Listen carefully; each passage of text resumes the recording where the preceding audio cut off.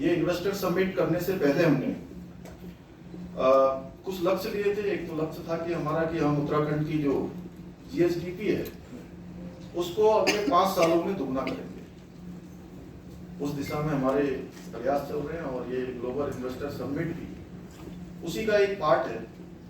ये हमारे लिए, राज्य के लिए भी एक अवसर भी है कि इस अवसर को हम लोग ठीक प्रकार से ठीक कर पाएं, ठीक अवसर का पूरी तरह से लाभ ले पाएं, उपयोग कर पाएं। और इस आयोजन से पहले जैसा हमारे मुख्य सचिव संधू साहब ने कहा कि आप उत्तराखंड में उद्योग क्यों लगाएं, उत्तराखंड में आप इन्वेस्ट क्यों करें। आपको वहाँ पर लैंड मिलेगी, लैंड आसानी से मिल जाएगी। दूसरा, आपको जो है वहाँ पर बिजली बहुत नज़दीक से मिलेगी, बहुत सस्ती मिलेगी। इसके साथ साथ जो कारखाना प्रबंधक और मजदूरों के बीच में, कार्मिकों के बीच में जिस प्रकार की संघर्ष की स्थिति आज अनेकों स्थानों पर पैदा होती है, वो स्थिति उत्तराखंड के अंदर शून्य मात्र की है। और सशक्तिकरण के क्षेत्र में भी हमने, मातृशक्ति के सशक्तिकरण के क्षेत्र में भी, ये उनकी सुरक्षा भी और उनका सशक्तिकरण, ये हमने अपनी प्राथमिकता में लिया है। और इसको करने से पहले हमने अभी लगातार जो हमारी पॉलिसी है उस पॉलिसी में लगातार हमने परिवर्तन किया है और 30 तक लगभग हम 30 तक पहुंच गए होंगे संधू साहब, जो हम नई पॉलिसी जो बना रहे हैं। लगभग 30 के लगभग अभी हमने नई पॉलिसी भी जो है इसमें कहीं ना कहीं प्रख्यापित की है।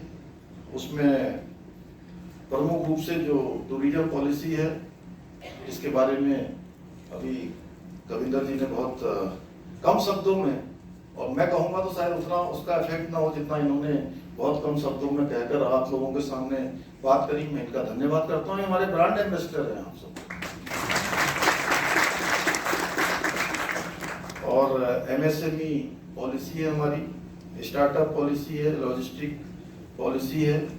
और हमारा प्रयास है कि हम अपने राज्य में जो नए निवेशक जो हैं उनके साथ साथ जो पहले से भी जिनके उद्योग हमारे यहाँ पर लगे हुए हैं, जिनके निवेश पहले से हैं, जिनके उद्योग पहले से स्थापित हैं, उनको भी विस्तार के लिए और अपने एक्सपेंशन के लिए उनको भी प्रोत्साहित करें। उस क्षेत्र में भी काम कर रहे हैं और बहुत विस्तार से बताने की आवश्यकता नहीं है, क्योंकि आप सब लोग, अधिकांश लोग दिल्ली के हैं या इसके आसपास के हैं, तो उत्तराखंड आप लोगों से कोई दूर नहीं है, पास ही है।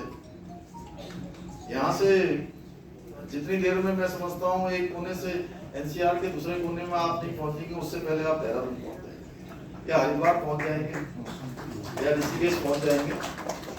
तो बहुत आसानी है एकदम से। और आने वाले टाइम में ये दूरी और बहुत कम होने वाली है, मतलब दूरी तो उतनी रहेगी, समय बहुत कम होने वाला है। समय कम होने वाला है, ये समय कुल 2 घंटे का होने वाला है। और रेल के क्षेत्र में भी तेजी से काम हो रहा है। हम वहां तक, आप 4 धाम यात्रा करने जाएंगे तो ऋषिकेश कर्णप्रयाग जो रेल लाइन है उसका काम भी हमारे आदरणीय प्रधानमंत्री मोदी जी के निर्देशन में, उनके मार्गदर्शन में बहुत तेजी से काम हो रहा है। जिस प्रकार से आज हमारे चारों धामों का विकास हो रहा है, ऑल वेदर रोडें बन गई हैं। आने वाले समय में आपकी जो कैलाश मानसरोवर की यात्रा है, जहाँ पर अभी हमारे कविंदर सिंह जी ने अपना एस्टेब्लिशमेंट वहाँ भी बढ़ाने का इन्होंने अभी हमसे बात की है, टनकपुर से आगे जहाँ माँ पूर्णागिरी का धाम है, और उस रास्ते पर ही वही रास्ता आगे चलकर कैलाश मानसरोवर तक का रास्ता बनेगा। चंपावत, लोहाघाट, पिथौरागढ़ होते हुए हमारा धारचूला से आगे को। और अब वो दिन दूर नहीं है जिस प्रकार से आज सरकार रोडों को लेकर गंभीर है। आने वाले समय में 4 धाम की तर्ज पर ही वहाँ का भी जो है सड़कों का जो निर्माण हो जाएगा, तो सड़क मार्ग से वहाँ हम लोग जा पाएंगे। तेजी से उस पर भी काम चल रहा है। आप सब देख ही रहे हैं कि केदारनाथ जी का 2013 में जब आपदा आ गई थी, आपदा के बाद जिस प्रकार से वहां पर क्षति हुई थी, आज नया केदार बन गया है। भव्य केदार और दिव्य केदार आप इस साल जाएंगे तो भी आपको मिलेगा, और अगले साल आप यात्रा करेंगे तो आपको बिल्कुल ही नए दर्शन होंगे सारा का सारा, क्योंकि हमारा जो निर्माण का कार्य चल रहा है वो निर्माण का कार्य इस वर्ष पूरा हो जाएगा। और कुछ ही सालों में जो पैदल यात्रा केदारनाथ की होती है वह भी यात्रा भी आपकी रोपवे के माध्यम से बहुत आसान हो जाएगी, क्योंकि माननीय प्रधानमंत्री मोदी जी के निर्देशन में, उनकी लीडरशिप में वहां पर रोपवे का भी शिलान्यास हो गया है। हेमकुंड साहब जाना बहुत कठिन होता था, और हेमकुंड जाने के लिए भी आने वाले टाइम में आपको अब वो 3-4 दिनों की जो कठिन यात्रा थी वो यात्रा भी कुछ ही घंटों में पूरी हो जाएगी। तो ये सारे के सारे काम बहुत तेजी से आगे बढ़ रहे हैं। हमने भी उत्तराखंड सरकार की तरफ से भी, जैसे हमने 2 नए शहर बनाने का भी हम लोगों ने लक्ष्य लिया है, संकल्प लिया है, और 2 नए शहर हम मैदानी क्षेत्र में जो बना ही रहे हैं। जैसे अमृतसर कोलकाता कॉरिडोर का काम तेजी से चलने वाला है। इसके अलावा उसी के आसपास कृपया फॉर्म के आसपास हमने जमीन खोज लिए, 1000 एकड़ से भी ज्यादा लैंड है उसमें। महुआ जो भारत सरकार की योजना है उसमें भी हमको धनराशि देने का यहाँ से एक तरह से सैद्धांतिक रूप से सहमति हमको प्राप्त हुई है। लेकिन उसके अलावा पर्वतीय क्षेत्र में भी हम 2 शहर अलग से बना रहे हैं। ये 2 मंडल है हमारे यहाँ, कुमाऊं मंडल और गढ़वाल मंडल, दोनों ही मंडलों में एक नया शहर बनाने का भी हम लोगों ने संकल्प लिया है। ऐसे अनेक कार्यों को हम आगे बढ़ा रहे हैं। हरिद्वार और ऋषिकेश जो विश्व प्रसिद्ध हमारे धाम है, गंगा जी के तट पर हैं, तो जहाँ ऋषिकेश और हरिद्वार में गंगा कॉरिडोर बनाने का भी हमने लक्ष्य लिया है, और ये लक्ष्य हमने टाइम बाउंड किया है कि हम 2026 तक इसको पूरा करेंगे। जैसे गंगा जी पर हरिद्वार बसा है, ऋषिकेश बसा है, बड़े स्थान हैं, बड़े शहर हैं, उसी प्रकार से एक समय में महाभारत काल के समय में यमुना जी में हरिपुर धाम हुआ करता था, और ये कालसी के पास विकासनगर से थोड़ा आगे उस स्थान पर हमने हरिपुर धाम बनाने का भी संकल्प लिया है, और इस बार जन्माष्टमी के दिवस पर हमने उसका शिलान्यास कर दिया है। आने वाले समय में आपको यमुना जी के तट पर भी एक पूजा स्थल जहाँ पर पुलिन की पूजा हुआ करेगी और आरती होगी, वो शुरू हमने करवा दी है। तो ऐसे नए नए स्थानों को हम कर रहे हैं। और इसी प्रकार से टनकपुर में महाकाली जी आती हैं ऊपर से, वहां हमने राफ्टिंग का काम शुरू किया है। इस बार राफ्टिंग शुरू हुई है, अभी नेशनल राफ्टिंग भी वहां होने वाली है। और नेशनल राफ्टिंग के साथ साथ शारदा जी में शारदा आरती भी हमने प्रारंभ की है।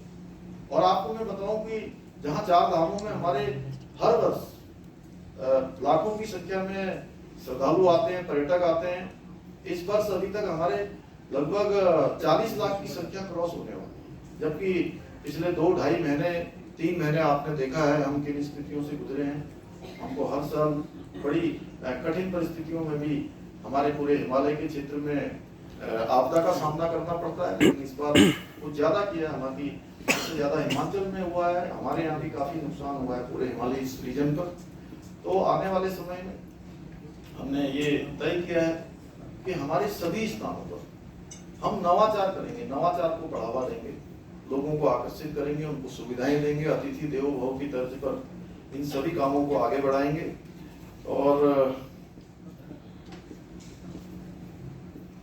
अभी पिछले दिनों हमारे यहाँ पर जो उत्तराखंड के अंदर कुछ काम हुए हैं लॉजिस्टिक को मजबूत करने और व्यापार को आसान बनाने के लिए।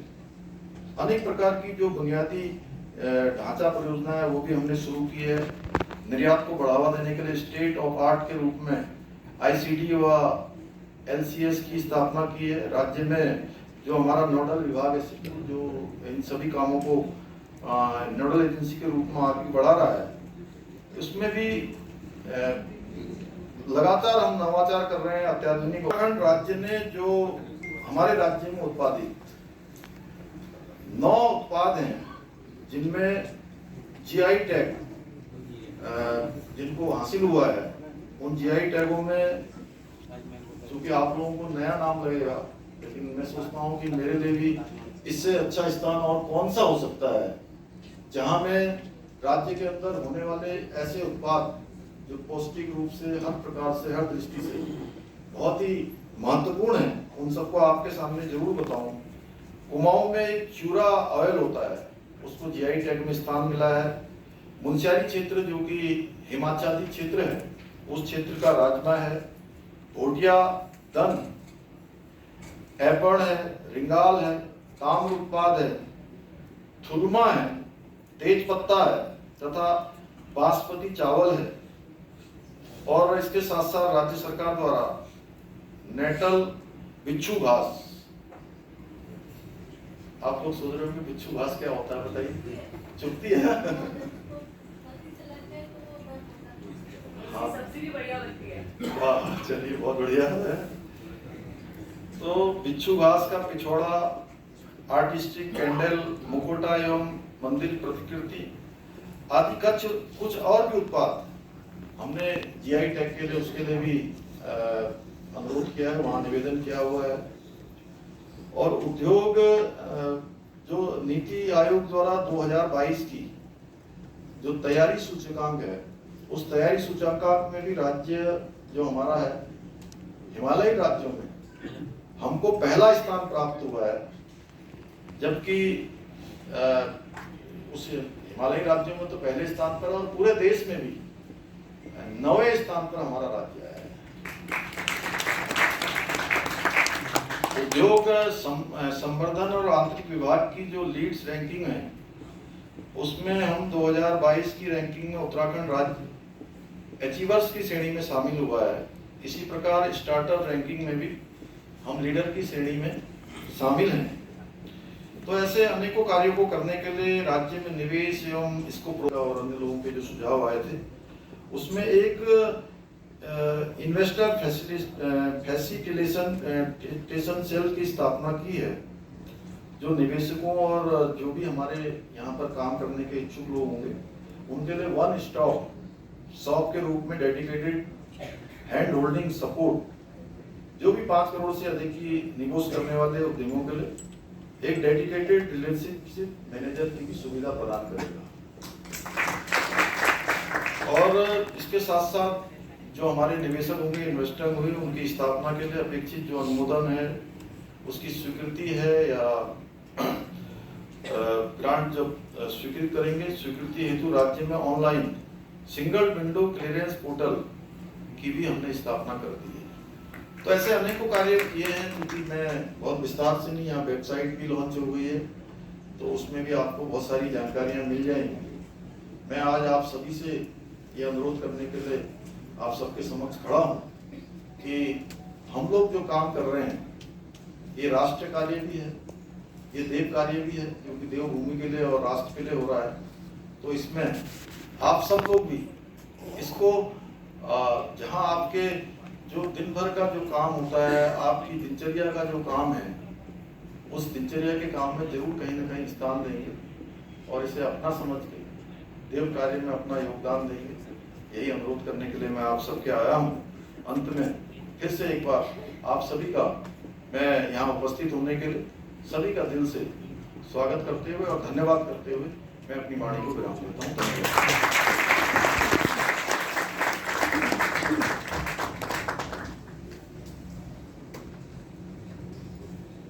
क्या कोई विदेशी कंपनी भी इसमें भाग लेने की आप उम्मीद कर रहे हैं?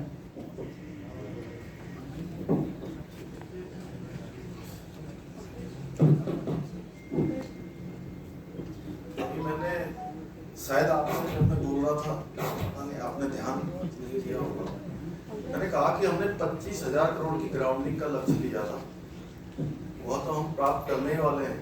हम उससे अधिक भी जो है लक्ष्य से अधिक जाएंगे। विदेशी कंपनियां भी आएंगी, हमने सभी के लिए अपने दरवाजे खुले हुए हैं। देशी हो विदेशी हो, जो भी देश के लिए काम करना चाहते हैं, देश के अंदर काम करना चाहते हैं, हम सभी का स्वागत करेंगे। मैं पूनम पांडे हूँ, नव भारत टाइम से। मैं खुद भी उत्तराखंड से हूँ। तो मेरे दो सवाल हैं। पहला तो यही, जो ग्लोबल इन्वेस्टर समिट है लास्ट टाइम जो हुई थी उससे कितना अचीव उत्तराखंड ने किया है, और अभी का जो आपका लक्ष्य है वो खासकर क्या कुछ ऐसी इंडस्ट्री आपने जीरो इन की हैं जिन पे ज़्यादा फोकस रहेगा। तो दूसरा सवाल मेरा कनेक्टिविटी से रिलेटेड है, क्योंकि आपने जो मूवी दिखाई और बार बार जिक्र किया कि कनेक्टिविटी बढ़ी है, लेकिन बहुत सी जगह हैं जहाँ वहाँ अभी एयर कनेक्टिविटी नहीं है और बहुत सालों से आप कोशिश कर रहे हैं, लाइक पिथौरागढ़, वहाँ अभी तक नहीं हो पाई है। तो उस दिशा में आप क्या पूनम कर जी, रहे हैं? आपके सवाल बहुत हो गए, अब मैं किसका जवाब दूं? सबसे पहले दोनों सवाल। आप, मैं सबका दे दूंगा, एक एक करके पूछिए आप। सबसे पहले आप पूछे कौन सा दे? सर, ग्लोबल समिट का कि लास्ट टाइम क्या अचीव किया उत्तराखंड ने? लास्ट जो हमारी सबमिट हुई थी उससे हमको काफी अच्छा अनुभव मिला है। उसी सबमिट के अनुभव को लेकर उनसे जो हमको प्रोत्साहन मिला है उसी को हम लोग आगे बढ़ा रहे हैं, और अच्छा अनुभव पहले का भी रहा है, उससे कुछ हमको अनुभव मिले हैं, उन अनुभवों का लाभ उठाकर हम और अच्छा कर रहे हैं। इसलिए हमने इस बार पहले से लिया है कि हम इन्वेस्टर समिट का जो मुख्य समारोह होगा उससे पहले ही हम जो है पूरी ग्राउंडिंग जो है पहले कर लेंगे, जो हमने लक्ष्य लिया है। सर, कुछ डेटा अगर आप दे सकें लास्ट समिट का कि कितना इन्वेस्टमेंट उत्तराखंड वो को दे मिला? देंगे, अभी मैं पुराने वाले का आपको समिट का डाटा दे देंगे। और सर, एयर कनेक्टिविटी का? एयर कनेक्टिविटी जो पिथौरागढ़ की है वो कुछ ही दिनों में चालू होने वाली है। मैं आपको बताता हूँ, बड़ी खुशखबरी है। मैं भी उसके लिए बहुत दिनों से प्रयासरत था, आप अच्छी तरह जानती हैं। तो उसके लिए हमारा प्लेन भी आ गया है, कुछ औपचारिकताएं बची हुई थी। देहरादून में प्लेन खड़ा है, बहुत जल्द, मतलब मैं समझता हूँ कि सचिन जी इस महीने के अंत तक या सितंबर लास्ट पे होगा या फर्स्ट वीक होगा, इतने तक जो है मैं अधिकतम बता रहा हूँ आपको, तो चालू हो जाएगा। और भी था आपका? हेलो, चलो सर, राजेश सेकल है सर। आपने बहुत अच्छा प्रोजेक्शन बताया, स्पेशली बार बार फोकस टूरिज्म की तरफ भी आता है उत्तराखंड का। तो उत्तराखंड की कोई फिल्म पॉलिसी की चर्चा नहीं हुई क्या? उसमें भी कोई जानकारी देना चाहेंगे? जैसे यूपी प्रमोट कर रहा है फिल्म पॉलिसी लेके टूरिज्म को, क्या उत्तराखंड का भी कोई ऐसा चीज़ है जो आप शेयर करना चाहेंगे? फिल्म पॉलिसी में भी हम लोग काम कर रहे हैं, और उसके लिए भी हमने सारे ऑप्शन खुले हुए हैं। उसके बहुत सारे जो लोग हैं उनके सुझाव भी हमने लिए हैं, जल्दी हम उसको भी जो है बहुत अच्छे तरीके से लाएंगे। और फिल्म पॉलिसी है, फिल्म डेस्टिनेशन है, शूटिंग डेस्टिनेशन है, वो उत्तराखंड में बहुत है, उसके लिए अपार संभावना है, तो वो हमारी प्राथमिकता में होगा। रवि साहब, मैं हरीश लखेड़ा हूँ। मेरा एक सवाल है, उत्तराखंड को आप टूरिज्म के तौर पर डेवलप जरूर करते हैं, लेकिन हिमाचल की हम तुलना करें कश्मीर की, तो मैंने एक फिगर देखी थी कि उनकी जो आपके साथ पिछले 2-3 साल में जितने भी आपके टूरिस्ट आए उसमें आपका जीडीपी में योगदान 2.something आता है, और वहाँ 6.7% आता है। क्यों?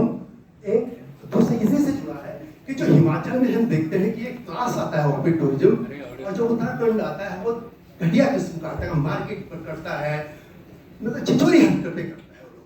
तो आप ऐसे लोगों को कैसे टूरिज्म में मतलब उनको आकर्षित करेंगे कि हिमाचल क्वालिटी जो है आपकी जीडीपी बढ़ेगी? फिगर मेरे पास है, मैं उसको दोहरानी नहीं चाहता, ऑथेंटिक फिगर्स है जो मैं कह रहा हूँ कि आपका 2% से ऊपर नहीं, अच्छे परसेंट है।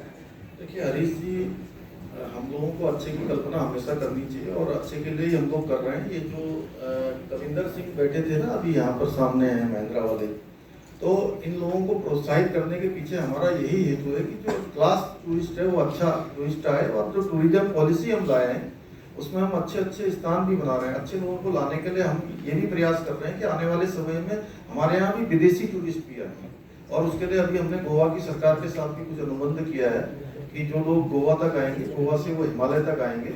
तो इस प्रकार से हम लोग नए नए नवाचार को करने के लिए उस दिशा में हम आगे बढ़ रहे हैं, और आने वाले समय में इसका निश्चित रूप से प्रभाव और असर दोनों दिखाई देगा। बहुत धन्यवाद, आपने चिंता करिए, आप लोग चिंता करिए इस समय की उत्तराखंड के लिए हम लोग इतना सब कर रहे हैं, ये सब सभी उसी दिशा में आगे बढ़ रहा है। इस सबको जो है देवभूमि के लिए बढ़ाना है, क्योंकि आप लोगों को तो भगवान की कृपा से आप और हम सब एक ही हैं। नमस्कार सर, मैं प्रश्न करूं सर। मैं अभिनव करोड़ा यूनि वार्ता से हूँ।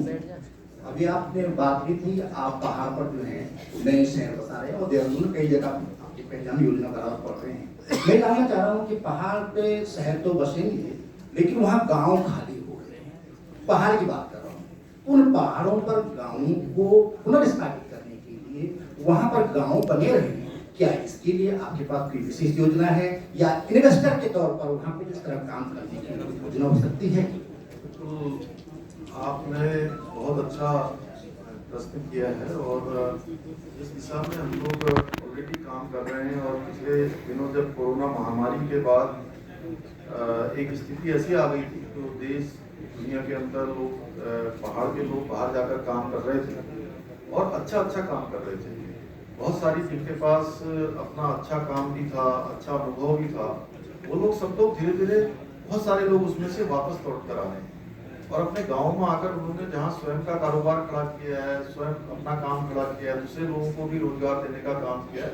हम लोग भी ऐसे बहुत सारे, चाहे आज वो मत्स्य पालन का क्षेत्र हो और चाहे हमारा हॉर्टिकल्चर का क्षेत्र हो, कीवी मिशन, एप्पल मिशन, अभी पॉली हाउस बनाने का, और हमारे स्वयं सहायता समूह जो बहुत बड़ी मात्रा में काम कर रहे हैं और उसमें सब में हमारी मातृशक्ति माताएं बहनें काम करती हैं, तो उन सभी को प्रोत्साहित करने का काम कर रहे हैं। 3 लाख रुपए का, 5 लाख रुपए का जो ऋण है वो बिना ब्याज के देने की हमने व्यवस्था की है। इसी प्रकार से होम स्टे को हम लोग प्रोत्साहित कर रहे हैं।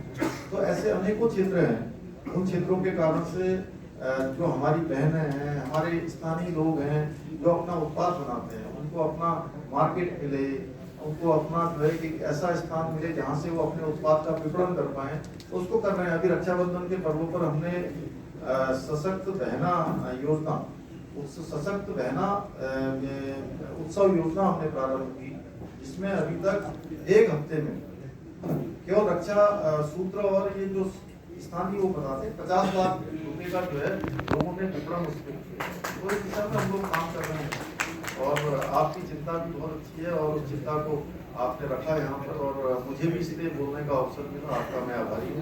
सर मैं पीयूष तिवारी 3,60,000 रोजगार देने की बात पिछले इन्वेस्टर समिट में हुई थी, इस बार क्या है? इस बार बड़ा लक्ष्य है और बड़े लक्ष्य को लेकर हम लोग काम कर रहे हैं।